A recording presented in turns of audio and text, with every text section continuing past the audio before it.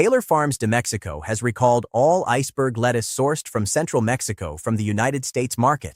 The CDC has linked shredded iceberg lettuce served at Taco Bell to a 5-state outbreak spanning Michigan, Ohio, Indiana, Kentucky, and West Virginia. A separate new cluster of 72 cases linked to an as-yet unidentified product was identified by the FDA on July 23. The parasite responsible is Cyclospora cayetanensis. The outbreak is still active, the full source has not been fully identified, and the foods on this list are not equally risky. Some are confirmed vehicles in this specific outbreak, others are foods this parasite has used in every previous outbreak, and understanding the difference tells you exactly what to check, what to avoid, and what you can still eat without concern. Food 1. Shredded iceberg lettuce from Taylor Farms de Mexico. This is the confirmed vehicle in the primary outbreak cluster. The FDA's traceback investigation identified convergence on a single supplier, Taylor Farms de Mexico, that provided shredded iceberg lettuce used by Taco Bell locations where sick people ate before becoming ill. The recall includes market-side brand product available at Walmart described as iceberg salad in 12-ounce and 24-ounce sizes, and shredded lettuce in 8-ounce and 16-ounce sizes, with best if used by dates of July 18th to August 3, 2026. The recalled products were distributed to 27 states: Alabama, Arkansas, Connecticut, Florida, Georgia, Iowa, Illinois, Indiana, Kansas, Kentucky, Louisiana, Massachusetts, Maryland, Michigan, Missouri, Mississippi, North Carolina, New Hampshire, New Jersey, Ohio, Oklahoma, Pennsylvania, South Carolina, Tennessee, Texas, Virginia, and Wisconsin. If any product matching this description is in your refrigerator right now, do not eat it. Do not wash it and eat it. Do not use it as a garnish. Throw it out or return it to the store. Cyclospora adheres to leaf surfaces and survives standard rinsing. There is no safe preparation method for confirmed recalled produce other than disposal. Food 2. Iceberg lettuce served at Taco Bell. The outbreak linked to the lettuce spans 5 states: Michigan, Ohio, Indiana, Kentucky, and West Virginia. Taco Bell has removed the affected product from its restaurants. If you ate at a Taco Bell location in any of those 5 states between late June and mid-July 2026 and developed gastrointestinal symptoms 7 to 10 days later, the timing and location place you squarely within the exposure window of the confirmed outbreak cluster.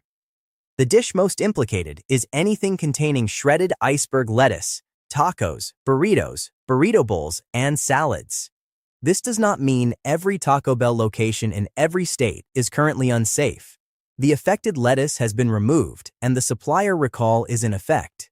But if you were in the exposure window and are now symptomatic, the connection is worth telling your doctor explicitly. They need to know where you ate and when, not just what you are feeling. Food 3. Bagged salad mixes and spring mixes.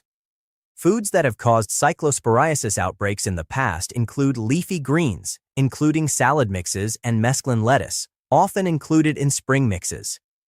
Bagged salad is the category of produce most consistently implicated across every major Cyclospora outbreak in the United States over the past 2 decades. The 2020 outbreak was linked to Fresh Express bagged salads. Multiple outbreaks before that traced back to similar products. The reason is structural.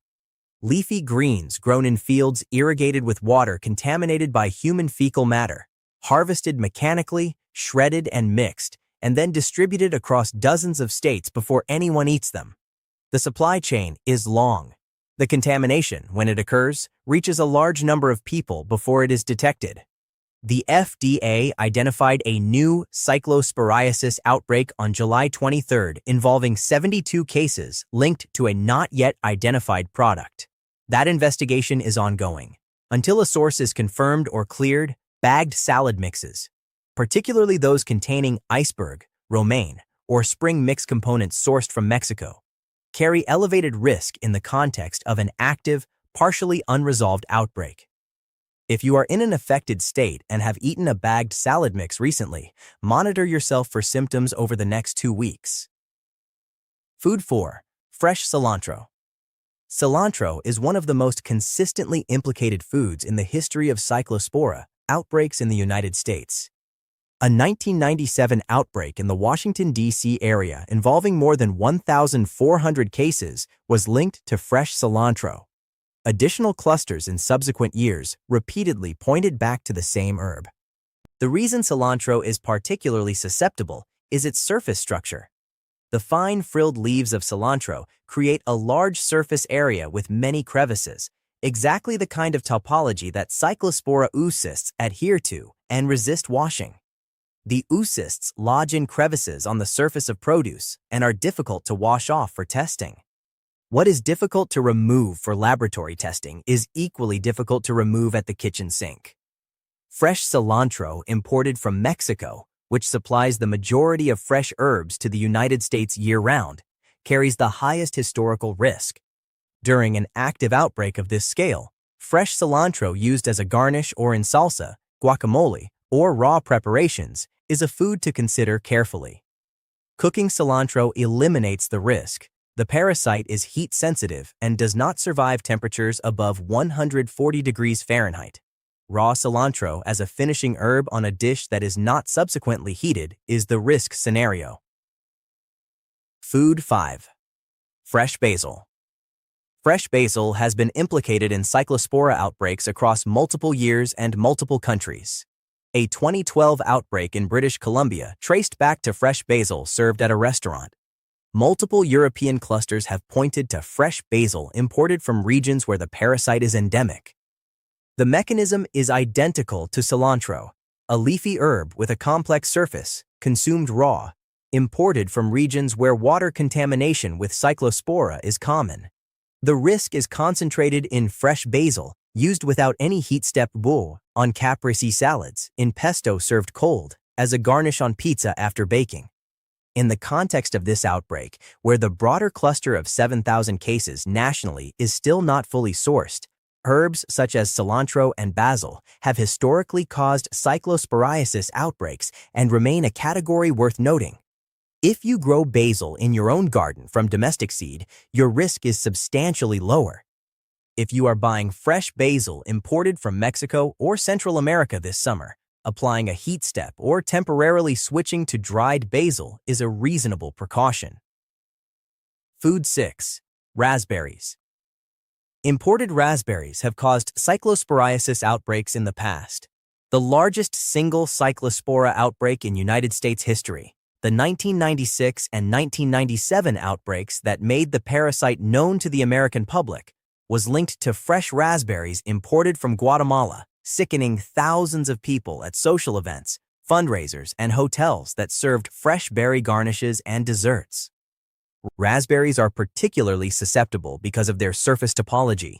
The drupelets that form the berry create dozens of recessed spaces where oocysts can lodge, making washing almost entirely ineffective. There is no practical way to decontaminate a fresh raspberry through rinsing. Freezing does not kill Cyclospora oocysts. Cooking does.